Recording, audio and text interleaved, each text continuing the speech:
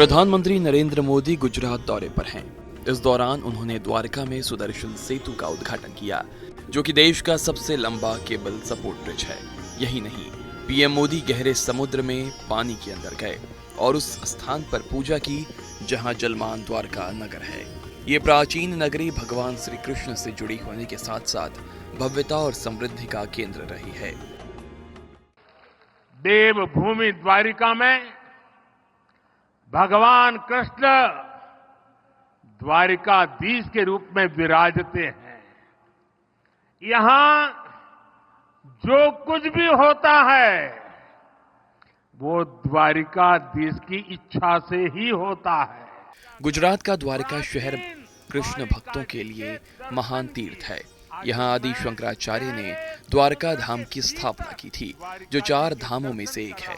द्वारका नगरी पवित्र सप्तपुरियों में से भी एक है, जहाँ 5000 साल पहले भगवान कृष्ण ने द्वारका नगरी बसाई थी, जिस स्थान पर उनका निजी महल और हरिगृह था। वहाँ आज द्वारकाधीश मंदिर है। मंदिर का वर्तमान स्वरूप 16वीं सदी में प्राप्त हुआ। द्वारकाधीश मंदिर के गर्भगृह में चांदी के सिंहासन पर भगवान कृष्ण की श्यामवर्णी चतुर्भुज प्रतिमा विराजमान है। यह उन्हें रणछोड़ जी कहा जाता है। भगवान हाथ में शंख, चक्र, गदा और कमल लिए हुए हैं। बहुमूल्य आभूषणों और सुंदर वेशभूषा से श्रृंगार की गई प्रतिमा सभी को आकर्षित करती है। पुरातत्व के जानकारों ने समंदर में समाई उस द्वारिका के बारे में काफी कुछ लिखा है। हमारे शास्त्रों में भी द्वारिका के बारे में कहा गया है, सुंदर द्वारों और ऊंचे भवनों वाली ये पुरी पृथ्वी पर शिखर जैसी होगी। कहते हैं भगवान विश्वकर्मा ने खुद इस द्वारिका नगरी का निर्माण किया था। द्वारका का बेट मंदिर ही भगवान श्री कृष्ण का घर था और यहीं पर उन्होंने अपने मित्र सुदामा से मुलाकात की थी। इस मंदिर में भगवान श्री कृष्ण और सुदामा की प्रतिमाओं की पूजा होती है। ऐसी मान्यता है कि द्वारिका यात्रा का पूरा फल तभी मिलता है जब श्रद्धालु बेट द्वारिका मंदिर जाते हैं।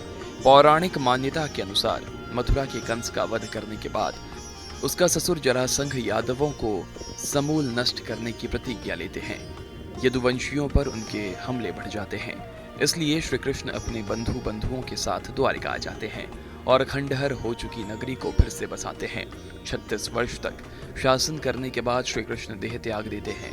कुछ सालों तक द्वारका में शासन जरूर करते हैं, लेकिन बाद में आपस में ही लड़कर वो समाप्त हो जाते हैं। उनके जाने के बाद द्वारिका नगरी समुद्र में समा जाती है।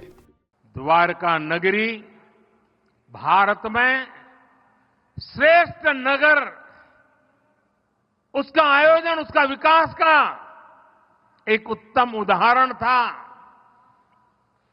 आज जब मैं गहरे समुद्र के भीतर द्वारिका जी के दर्शन कर रहा था तो मैं पुरातन वही भव्यता, वही दिव्यता मनोमन अनुभव कर रहा था। पीएम मोदी ने श्रद्धालुओं को बड़ी सौगात दी। उन्होंने ओखा मुख्य भूमि को बेट द्वारिका द्वीप से जोड़ने वाले पुल सुदर्शन सेतु का लोकार्पण किया। बता दें कि सुदर्शन सेतु ओखा मुख्य भूमि को बेट द्वारिका द्वीप से जोड़ता है। इसका निर्माण साल 2017 में शुरू किया गया था। 7 साल बाद इसका निर्माण कार्य पूरा हुआ। इसके निर्माण में करीब 980 करोड़ रुपए लगे हैं और इस केबल ब्रिज की लंबाई 2.32 किलोमीटर है। इस लिहाज से सुदर्शन सेतु देश का सबसे लंबा केबल ब्रिज है। सुदर्शन सेतु बन जाने से द्वारका और बेट द्वारिका के बीच यात्रा करने वाले श्रद्धालुओं का काफी वक्त बचेगा। तीर्थ यात्रियों को बेट द्वारिका तक पहुंचने के लिए नाव पर निर्भर नहीं रहना पड़ेगा। सुदर्शन सेतु के दोनों तरफ श्रीमद् भगवत गीता के श्लोकों और भगवान श्री कृष्ण की छवियों से सजा 2.5 मीटर चौड़ा फुटपाथ भी बनाया गया है। इसके साथ ही पुल पर सौर पैनल भी लगे हैं, जिनकी क्षमता 1 मेगावाट बिजली उत्पादन की है। इससे ब्रिज की इलेक्ट्रिक सप्लाई की जाएगी।